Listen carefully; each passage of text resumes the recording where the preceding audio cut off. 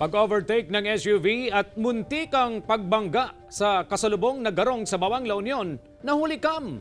Nag-aalerto si Jasmine Gabriel Galban.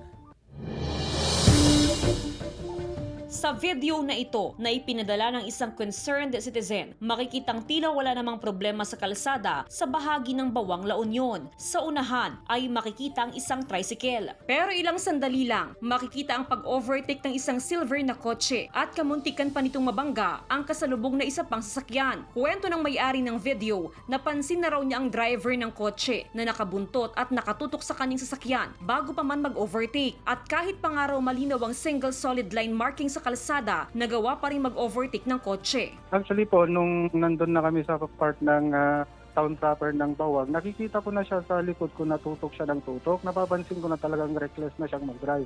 Tinitignan ko sa side mirror ko, ang bilis niya, bigla na lang siyang nag-overtake. Pakurbada yung kalsada. Ayon sa LTO, may mga natatanggap na silang reklamo na kuha sa mga dashcam video kaugnay sa reckless driving. Agad daw itong iniimbestigahan ng tanggapan at pinapanagot ang driver sakaling mapatunayan na lumabag sa batas trapiko. Kasi ganito yan, as a reckless driving, yung parang ilalagay mo sa danger yung fellow motorist mo. Panawagan ng LTO sa mga motorista na sakaling may video ng reckless driving sa kalsada ay ipadala sa kanilang tanggapan para maimbestigahan at maaksyonan. Kasabay nito ang panawagan sa mga driver na maging responsable sa pagmamaneho at sundin ang batas trapiko para maiwasan ang disgrasya sa kalsada. Kasama si Wilson C., Jasmine Gabriel Galban, Balitang Amyanan.